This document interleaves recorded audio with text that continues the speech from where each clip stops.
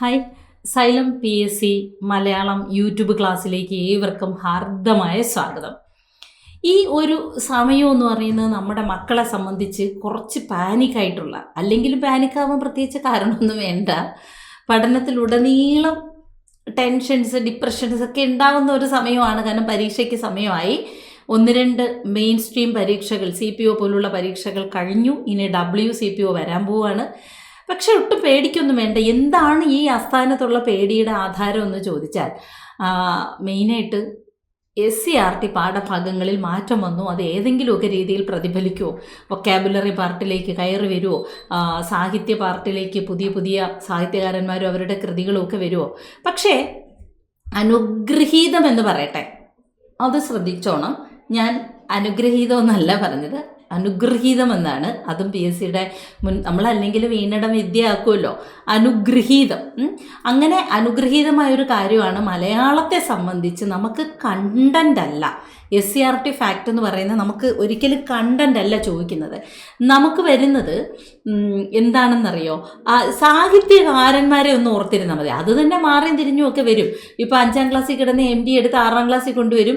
6ലിരുന്ന George ഓണക്കൂറിനെ നേരെ 7ലേക്ക് കൊണ്ടുപോയി. 7ാം ക്ലാസ്സിലെ P വത്സല എടുത്ത് 5ാം ക്ലാസ്സിൽ കൊണ്ടുവരും. ഇതൊക്കെയുള്ളൂ. അതുകൊണ്ട് തന്നെ അങ്ങോട്ടും ഇങ്ങോട്ടും സ്ഥാനം മാറുന്നു എന്നേ ഉള്ളൂ. ഇനി ചില ചാപ്റ്ററുകൾ മാറി വരുമ്പോൾ ചില അർത്ഥം പിരിക്കാനും ചേർക്കാനുമുള്ള പദങ്ങൾ ഒക്കെ ഒന്ന് പഠിച്ചാൽ മതി. അതിനല്ലേ സൈലം ഉള്ളത്. അതിന് പേടിക്കേണ്ട കാര്യമില്ലല്ലോ. സൈലം യൂട്യൂബ് ഉണ്ടല്ലോ. നമ്മളിനി അങ്ങോട്ട് LD പരീക്ഷ വരെ 10-15 ദിവസം കൊണ്ട് അങ്ങോട്ട് എന്ത് ചെയ്യും? കുറച്ച് മാറി SCERTയെ നമ്മൾ ചേർത്ത് പിടിക്കും. അപ്പോൾ ക്ലാസ്സിലേക്ക് പോയാലോ? ശരി. ഒരു തൈ നടാം നമുക്കമ്മയ്ക്കു വേണ്ടി, ഒരു തൈ നടാം നമുക്ക് കൊച്ചു മക്കൾക്കു വേണ്ടി, ഒരു തൈ നടാം 100 കിളികൾക്കു വേണ്ടി, ഒരു തൈ നടാം നല്ല നാളേക്കു വേണ്ടി. വരികൾ കേൾക്കുമ്പോൾ തന്നെ നമുക്ക് മനസ്സിലാവും അല്ലേ? ഒരു തൈ നടാം നമുക്കമ്മയ്ക്കു വേണ്ടി, ഭൂമി ദേവിക്ക് വേണ്ടി, ഒരു തൈ നടാം കൊച്ചു മക്കൾക്ക് വേണ്ടി, നാളെ വളരുന്ന തലമുറയ്ക്ക് വേണ്ടി നമുക്ക് ഒരു തൈ നടാം. ഒരു തൈ നടാം 100 കിളികൾക്ക് വേണ്ടി, കിളികളുടെ ആശ്വാസമാണല്ലോ മരം. ഒരു തൈ നടാം നല്ല നാളേക്ക് വേണ്ടി. ആരുടെ വരികൾ? ആരുടെ വരികൾ എന്ന് ചോദിക്കുമ്പോൾ അവിടെ തന്നെ നമുക്കറിയാം ആരുടേതാകാനാണ് അവിടെ ചാൻസ്. സുഗതകുമാരി. അപ്പോൾ സുഗതകുമാരി ടീച്ചറിൻ്റെ, സുഗതകുമാരിയുടെ ഒരു തൈ നടാം എന്ന് തന്നെയാണ് കവിതയ്ക്ക് ഇതിനകത്ത് പേര് കൊടുത്തിരിക്കുന്നത്. എന്നും വൃക്ഷങ്ങളെയും അതുപോലെ പ്രകൃതിയെയും ഒരുപാട് സ്നേഹിച്ച സാഹിത്യകാരിയാണ് അല്ലേ സുഗതകുമാരി. അപ്പോൾ വൃക്ഷമിത്ര അവാർഡൊക്കെ ലഭിച്ചിട്ടുണ്ട്. അങ്ങനെ കുട്ടികളിലേക്ക് ഈ ആശയം എത്തിക്കുന്നതിന് വേണ്ടി അത് സുഗതകുമാരി രചിച്ച കവിതാശകലങ്ങളാണിത്. ഒരു തൈ നടാം നമുക്കമ്മയ്ക്കു വേണ്ടി, ഒരു തൈ നടാം കൊച്ചു മക്കൾക്ക് വേണ്ടി, ഒരു തൈ നടാം 100 കിളികൾക്ക് വേണ്ടി, ഒരു തൈ നടാം നല്ല നാളേക്കു വേണ്ടി. ഈ വരികൾ തന്നിട്ട് ആരുടേതെന്ന് ചോദിച്ചാൽ പിന്നെ അവിടെ കൺഫ്യൂഷൻ അടിച്ച് നിന്ന് സമയമൊന്നും കളയണ്ട. സുഗതകുമാരി ടീച്ചറിന്റെ വരികളാണ്. ഭൂമി പാടുന്ന ശീലുകൾ ആരുടെ കവിതയാണ്? ഭൂമി പാടുന്ന ശീല്. ശീലെന്ന് പറഞ്ഞ വരി എന്നുള്ള അർത്ഥം. ഈണമെന്നോ നാടൻ ശീലുകളെന്ന് നമ്മൾ കേട്ടിട്ടില്ലേ? ആ വരികൾ എന്നുള്ള അർത്ഥം. ഇതാരുടേതാണ്? P മധുസൂദനൻ. P മധുസൂദനൻ എന്ന് കേട്ട ഉടനെ നമ്മുടെ കവി P മധുസൂദനൻ നായർ എന്ന് വിചാരിക്കരുത്. P മധുസൂദനൻ നായർ എന്ന് കൂടി ചിലപ്പം കേരള PSC അല്ലേ ഓപ്ഷനിൽ കാണും നമ്മളെ എഴുതിപ്പിക്കാൻ. പക്ഷേ P മധുസൂദനൻ നായർ അത് V മധുസൂദനൻ നായരാണ്. V മധുസൂദനൻ നായരല്ല. P മധുസൂദനൻ എന്ന് പറയുന്നത് പ്രശസ്ത ബാലസാഹിത്യകാരനാണ്. അദ്ദേഹത്തിന് അതിനുമപ്പുറം എന്താണ് എന്ന കവിതയ്ക്ക് സംസ്ഥാന ബാലസാഹിത്യ ഇൻസ്റ്റിറ്റ്യൂട്ടിൻ്റെ പുരസ്കാരം കൂടി കിട്ടിയിട്ടുണ്ട്. ഓക്കെ അല്ലേ? അപ്പോൾ സംസ്ഥാന ബാലസാഹിത്യ ഇൻസ്റ്റിറ്റ്യൂട്ടിൻ്റെ പുരസ്കാരം ലഭിച്ച ബാലസാഹിത്യകാരനാണ് P മധുസൂദനൻ. അദ്ദേഹത്തിൻ്റെ പ്രശസ്തമായൊരു കവിത കുട്ടികൾക്ക് പഠിക്കാനുണ്ട്. ഭൂമി പാടുന്ന ശീലുകൾ. ഈ ഭൂമിയിലെ പുഴയും അല്ലേ മലയും കുന്നും മരങ്ങളും മനോഹരമായ പ്രകൃതി സൗന്ദര്യത്തെക്കുറിച്ചൊക്കെയാണ് ഭൂമി പാടുന്ന ശീലുകളിൽ അദ്ദേഹം പറയുന്നത്. അതിനും അപ്പുറം എന്താണെന്ന കവിതയ്ക്ക് P മധുസൂദനന് ബാലസാഹിത്യ ഇൻസ്റ്റിറ്റ്യൂട്ടിൻ്റെ പുരസ്കാരം കൂടി ലഭിച്ചിട്ടുണ്ട്. ഇനി വൊക്കാബുലറി പാർട്ടിലേക്ക് പോയാൽ ചെന്താർ എന്ന പദം പിരിക്കുന്നത് എങ്ങനെയാണ്? നമുക്കറിയാം വരുന്നതെല്ലാം ചെമ്മെന്നാണ് പിരിക്കുന്നത് അല്ലേ? അത്തരത്തിൽ വരുന്ന അപ്പം ചെമ്മധികം താര് ആണ് എന്തായി മാറുന്നത്? ചെന്താരാകുന്നത്. ഈ ഒരു പദം പഠിക്കുന്നതോടെ വൊക്കാബുലറിയിലെ 10ഓളം പദങ്ങൾ ഇതേ രീതിയിൽ പിരിക്കും. ചെങ്കോൽ, ചെങ്കൊടി, ചെഞ്ചീര, ചെഞ്ചുണ്ട്, ചെഞ്ചമ്മേ, ചെമ്മേ, ചെംകോൽ, ചെംകൊടി, ചെംചുണ്ട്. ഇങ്ങനെ ചേ വരുന്നതിന് വെച്ചിട്ട് ചെങ്കോട്ട, ചെങ്കോട്ട, ചെങ്കോട്ട. അപ്പൊ ഇത് ആദേശസന്ധിയാണ്. കാരണം അനുസ്വാരം അങ്ങ് നഷ്ടപ്പെടൂലേ, ഈ അമ്മടയാളം അങ്ങ് പോവും. തായുടെ എന്താണ് അനുനാസികമാണ് ന. അങ്ങനെ ന എവിടേക്ക് വരും? ന അധികം തായാണ് എന്താകുന്നത്? ഇന്ത ആകുന്നത്. അപ്പോൾ ചെന്താമര, ചെന്തി പരീക്ഷയ്ക്ക് ചോദിച്ചിട്ടുണ്ട്. അധികം തീയാണ് എന്തായി മാറുന്നത്? ചെന്തി. അപ്പൊ ഇങ്ങനെ ചെന്താര് 5ാം ക്ലാസ് പുസ്തകത്തിൽ പിരിക്കാനുണ്ട്. അപ്പം അതൊക്കെ നമുക്ക് പരീക്ഷയ്ക്ക് പ്രതീക്ഷിക്കാം. ചെന്താര്, ചുവന്ന താര്, തളിരെന്ന് ഉള്ള അർത്ഥം. താര് തളിരെന്നോ മൊട്ടെന്നോ ഒക്കെ പറയാം. തളിര് വരൂല എന്നൊരു പാട്ടില്ലേ, താരും തളിരും മിഴിപൂട്ടി, അത് തന്നെ.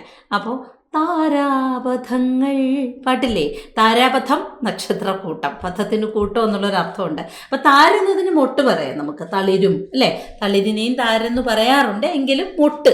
യെസ്.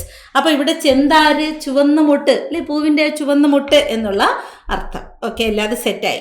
അടുത്തത് നമുക്ക് ഒന്ന് പാടി നോക്കിയാൽ തന്നെ ആരുടെ വരികളാണെന്ന് അറിയാൻ പറ്റുന്ന വരികളാണ്. ഉണ്ടിരിക്കുന്നവൻ വായും തുറന്നങ്ങു മിണ്ടാതിരുന്നാൻ ഉരുളയും കൈക്കൊണ്ടു, കണ്ടിരിക്കുന്നവൻ കണ്ണും തുറന്നങ്ങു തണ്ടികപ്പാവയെ പോലിരുന്നിടുന്നു. കേൾക്കുമ്പോൾ തന്നെ അറിയാം. നോക്കടാ നമ്മുടെ മാർഗേ കിടക്കുന്ന മർക്കടാ നീയങ്ങ് മാറിക്കിടാശട. അതേ രീതിയിൽ തുള്ളലിന്റെ ഈണം അല്ലേ, തരങ്കിണീ വൃത്തം. തരങ്കിണീ വൃത്തത്തിലാണ് രചിക്കപ്പെട്ടിരിക്കുന്നത്. ഉണ്ടിരിക്കുന്നവൻ വായും തുറന്നങ്ങ്. കേൾക്കുമ്പോൾ തന്നെ മനസ്സിലായി ആരുടെ വരികൾ? കുഞ്ചൻ നമ്പ്യാരുടെ ധ്രുവചരിതം ശീതങ്കൻ തുള്ളൽ. വായുവില്ലാ കാലം എന്ന ഒരു പാഠഭാഗമാണ് കുട്ടികൾക്ക് പഠിക്കാനുള്ളത്. വായുവില്ലാ കാലം. പെട്ടെന്നേ നമ്മൾ ഈ ശ്വസിക്കുന്ന വായു നിലച്ചു പോയാൽ നമ്മൾ എന്ത് ചെയ്യും? നമ്മൾ ഏത് പൊസിഷനിലാണോ ഇരിക്കുന്ന ആ പൊസിഷനിലായി പോലെ. അങ്ങനെ ധ്രുവചരിതം തുള്ളലിൽ ഒരു പാഠഭാഗം 5ാം ക്ലാസ്സിലെ കുട്ടികൾക്ക് പഠിക്കാനുണ്ട്. വായുവില്ലാ കാലമെന്ന്, മരണമില്ലാത്ത കാലം എന്ന് പറഞ്ഞ് പണ്ട് കുഞ്ചൻ നമ്പ്യാരുടെ ഒരു കവിതാ ഭാഗം നമ്മൾ പഠിച്ചിട്ടുണ്ട്. അപ്പം അതുപോലെയാണ് വായുവില്ലാ കാലം. ശരിക്കും എന്താ സംഭവിക്കുക? ഉണ്ടോണ്ടിരിക്കണവും വായും പൊളിച്ച് അങ്ങനെ ഇരിക്കും, കണ്ടോണ്ടിരിക്കുന്നവൻ കണ്ണും തുറന്ന് അങ്ങനെ തന്നെ ഇരിക്കും. അങ്ങനെ ധ്രുവചരിതം ശീതങ്കൻ തുള്ളലിലെ വരികളാണ് ഇത്. ഓക്കെ, ഇവിടെ നോക്കണേ, നമുക്ക് വേണമെങ്കിൽ ഇങ്ങനൊരു ക്വസ്റ്റ്യൻ പ്രതീക്ഷിക്കാം. മിണ്ടാതിരുന്നാനുരുളയും. ഇതിന് നമ്മൾ എങ്ങനെയാണൊന്ന് പിരിക്കുന്നത്? മിണ്ടാതിരുന്നാനുരുളയും. മിണ്ടാതിരുന്നാൻ, മിണ്ടാതെ, അധികം ഇരുന്നാൻ. ഇവിടെ എന്താവും? ഏ അങ്ങ് പോവും. മിണ്ടാതെ, ഏ അല്ലേ, ഏ തേ. അപ്പൊ ഏ അങ്ങ് പോവും. പിന്നെ ഈ ആവുമ്പോ മിണ്ടാതി, അത് ലോപസന്ധി. പക്ഷെ 2 പ്ലസ് വരുവാണെങ്കിൽ നമ്മൾ സന്ധി നിർണയിക്കില്ല. അവിടെ ഇട്ട് സന്ധി നോക്കേണ്ട കാര്യം ഇല്ല. അപ്പൊ മിണ്ടാതെ ഇരുന്നാൻ, മിണ്ടാതിരുന്നാനുരുളയും. ഇന്നെന്ന് ചില്ലിലുള്ളത് ന് ആണ്. നീന്റെ ചന്ദ്രക്കല പോവും, നായും ഊവും കൂടെ ചേരുമ്പോൾ നു ആവും. ഇവിടെ സംഭവിക്കുന്ന ലോപം. ഇവിടെ സംഭവിക്കുന്നതും ലോപം തന്നെ. എങ്കിലും 2 പ്രാവശ്യം പിരിവ് വന്നാൽ, പിരിച്ചു എഴുതിയാൽ പിന്നെ അവിടെ സന്ധി വേണ്ട. അപ്പൊ മിണ്ടാതിരുന്നാൻ ഉരുളയും, അത് ഇങ്ങനെയാണ് പിരിക്കുന്നത്. മിണ്ടാതെ ഇരുന്നാൻ ഉരുളയും. Okay, yes. മലരണി കാടുകൾ തിങ്ങി വിങ്ങി മരതക കാന്തിയിൽ മുങ്ങി മുങ്ങി കരളും മീഴിയും കവർന്നു മിന്നി കറയറ്റൊരാലസൽ ഗ്രാമഭംഗി. ഇത് ചങ്ങമ്പുഴയുടെ രമണനിലെ വരികളാണ് അല്ലേ. മലരണി കാടുകൾ തിങ്ങി വിങ്ങി, ആ ഈണത്തിലാണ് ഇത് ചൊല്ലുന്നത്. മരതക കാന്തിയിൽ മുങ്ങി മുങ്ങി കരളും മീഴിയും കവർന്നു മിന്നി കറയറ്റൊരാലസൽ ഗ്രാമഭംഗി. കാനന ഛായയിലാടുമേക്കാൻ ഞാനും വരട്ടെയോ നിന്റെ കൂടെ. രമണൻ എന്ന കവിതയിലെ വരികളാണല്ലേ. അതിൽ ആരൊക്കെ ഉള്ളത്? മദനൻ, ചന്ദ്രിക,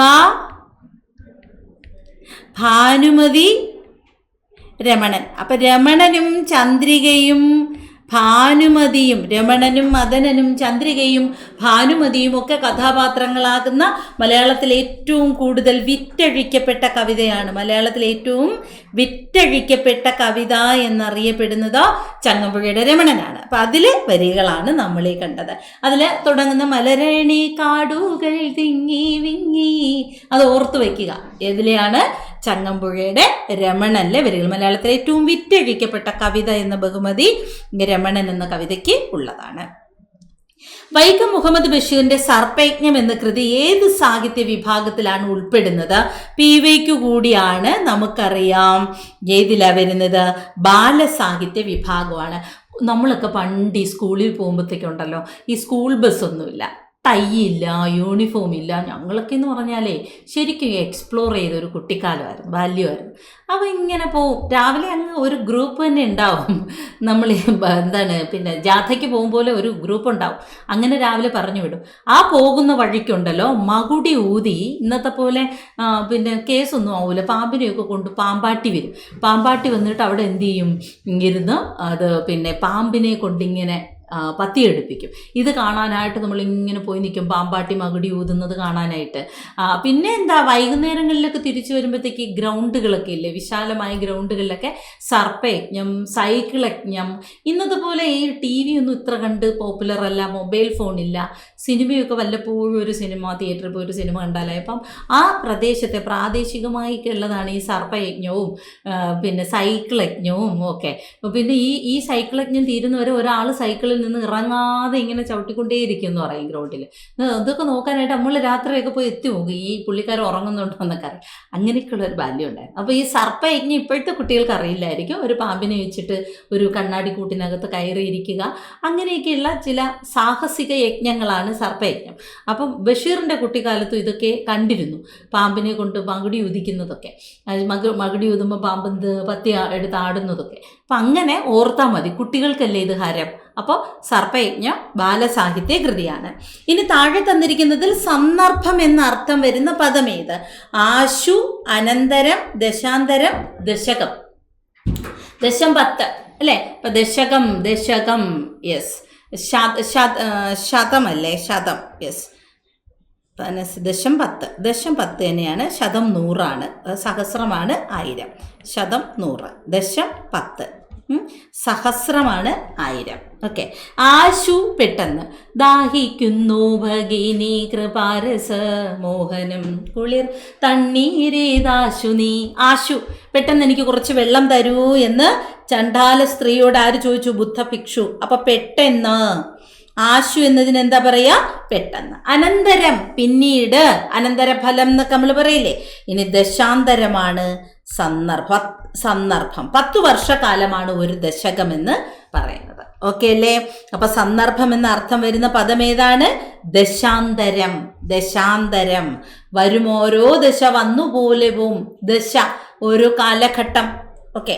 തണ്ടിക പാവ, ഇതെല്ലാം 5ാം ക്ലാസ്സിലെ മലയാളം പല പല പാഠഭാഗങ്ങളിൽ നിന്നെടുത്ത മലയാളം 5ാം ക്ലാസ്സിലെ ഒരു ഫുൾ ടെക്സ്റ്റിന്റെ വൊക്കാബുലറിയാണ് ഈ പറഞ്ഞു പോകുന്നത്. തണ്ടിക പാവ എന്ന പദത്തിന്റെ അർത്ഥം മനോഹരമായ പാവ, കെട്ടിത്തൂക്കിയ പാവ, കൊത്തിവെച്ച പാവ, വിൽപ്പനയ്ക്കുള്ള പാവ. തണ്ടിക പാവ, കെട്ടിത്തൂക്കിയ പാവ. നീ എന്താ കുട്ടിയെ തണ്ടിക പാവ പോലെ ഇരിക്കുന്നേ, കെട്ടിത്തൂക്കിയ പാവ പോലെ ഇരിക്കുന്ന എന്തിനാ, അനക്കമില്ലാതെ എന്നുള്ള അർത്ഥം. പ്രകൃതി സൗന്ദര്യം വിഗ്രഹിച്ചാൽ എന്താ കിട്ടുന്നത്? പ്രകൃതി ആകുന്ന സൗന്ദര്യം, പ്രകൃതിയുടെ സൗന്ദര്യം, പ്രകൃതി പോലുള്ള സൗന്ദര്യം, പ്രകൃതിയും സൗന്ദര്യവും. പ്രകൃതിയുടെ സൗന്ദര്യം, പ്രകൃതിയുടെ ഭംഗി എന്നുള്ള അർത്ഥം. മലയിടുക്ക് എന്ന അർത്ഥം വരുന്ന പദം ഏതാണ്? കൊല്ലി, അല്ല്, സൈകതം, പുളിനം. കൊല്ലി ആണ്, കൊല്ലിയാണ്. അല്ലെന്താണ്? ഇരുട്ട്, രാത്രി. അല്ലൽ ദുഃഖം, അല്ല് ഇരുട്ട്.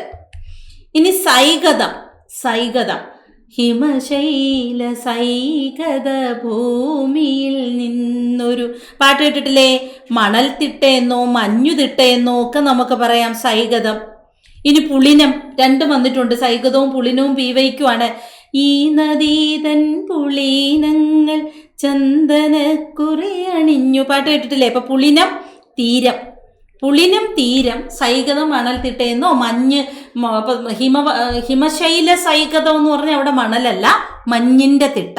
പക്ഷെ കൊല്ലി എന്ന് പറഞ്ഞാൽ മലയിടുക്ക്, മുള്ളംകൊല്ലി, വേലായുധന്റെ മുള്ളംകൊല്ലി. ഞാനൊരു നരൻ, അതിനകത്ത് മുള്ളംകൊല്ലി എന്ന് പറയുന്നില്ല. അപ്പൊ കൊല്ലി എന്ന് പറഞ്ഞാൽ എന്താ? മലയിടുക്ക്, അല്ല ഇരുട്ട്. കൂമൻകൊല്ലി പി വത്സലയുടെ നോവലാണ് കൂമൻകൊല്ലി എന്ന് പറയുന്നത്. കൂമൻകൊല്ലി.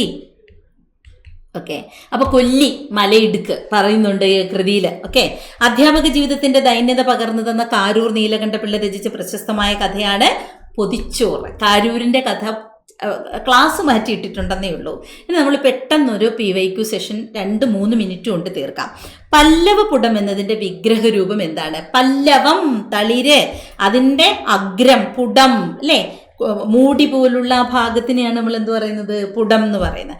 പല്ലവത്തിന്റെ പുടം. ഇതിൽ തന്നെ ആൻസർ ഉണ്ട്. ശരിയല്ലാത്ത ജോഡി ആലോലവായു, ആലോലമായ വായു. ദലമർമരം, ദലങ്ങളുടെ മർമരം. ദലം എന്ന് പറഞ്ഞാൽ ഇലയാണ്. ദളം എന്ന് പറഞ്ഞാലോ ദളം, ഇതൾ.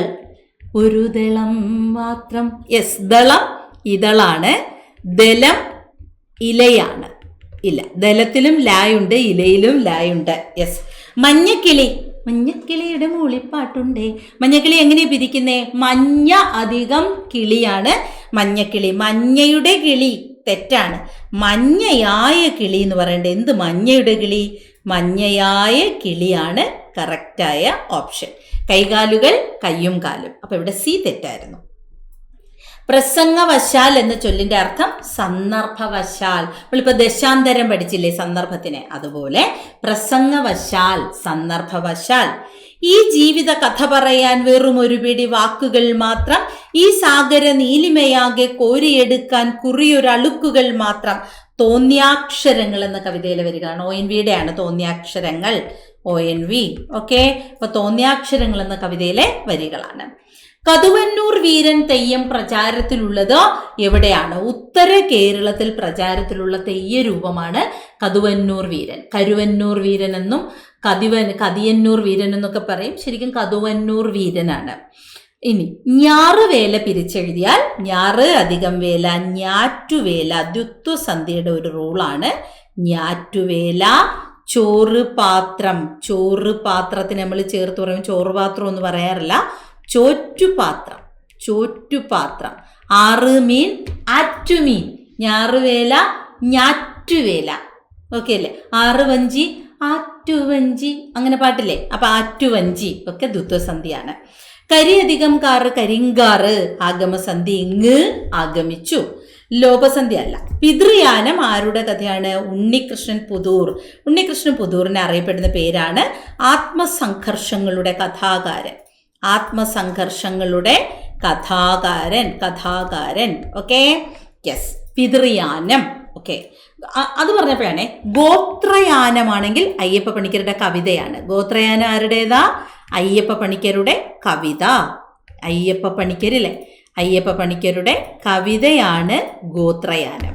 പിതൃയാനം കഥയാണ് ഉണ്ണികൃഷ്ണൻ പുതൂർ. ഉണ്ണികൃഷ്ണൻ പുതൂറിന് സാഹിത്യ ലോകം വിളിക്കുന്ന വിശേഷണം എന്താണ്?